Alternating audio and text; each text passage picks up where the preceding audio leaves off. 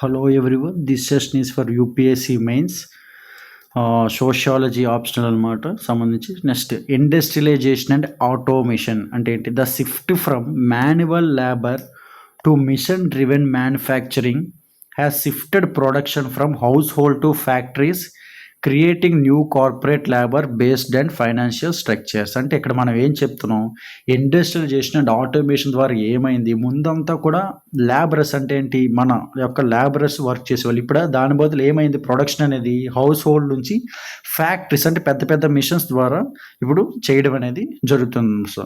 So this creating a new corporate labour based and financial structures. దీన్ని మన industrialisation వల్ల అంతా మారిపోయిందని చెప్పడం అనేది జరుగుతుంది.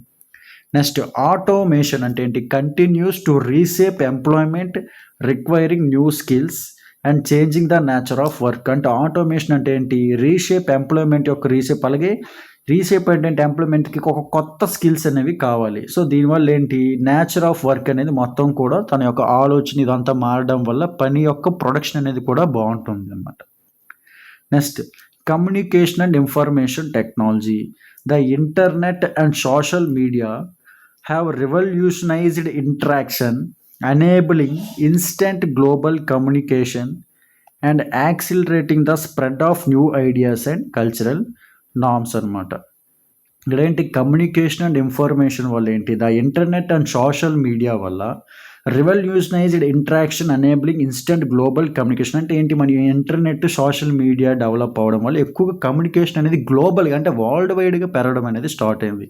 Accelerating the spread of. So దీనివల్ల ఏంటి, ఒక న్యూ ఐడియాస్ ఇవన్నీ కూడా స్ప్రెడ్ అవ్వడం అనేది జరిగిందనమాట. Next technological factors. So transportation advancements.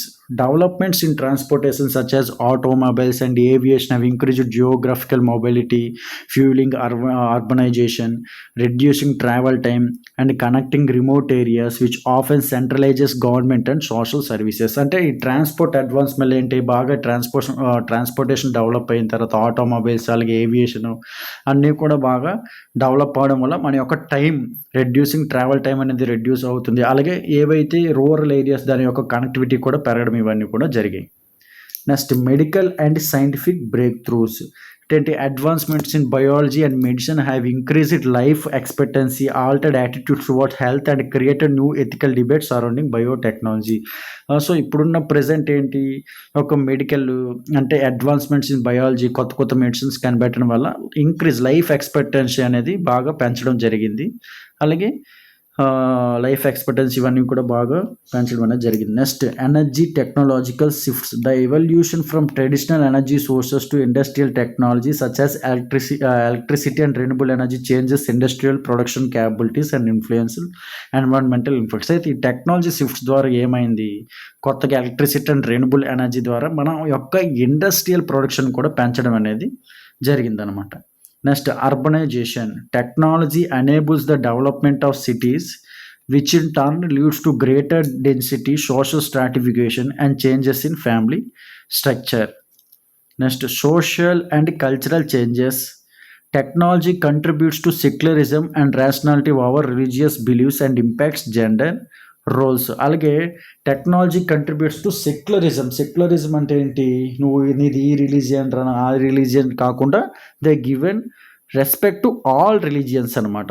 అంటే ఒక పర్టికులర్ రిలీజియన్ కాకుండా వి ఫాలో ఆల్ రిలీజియన్స్, దాన్ని సెక్యులరిజం అంటాం.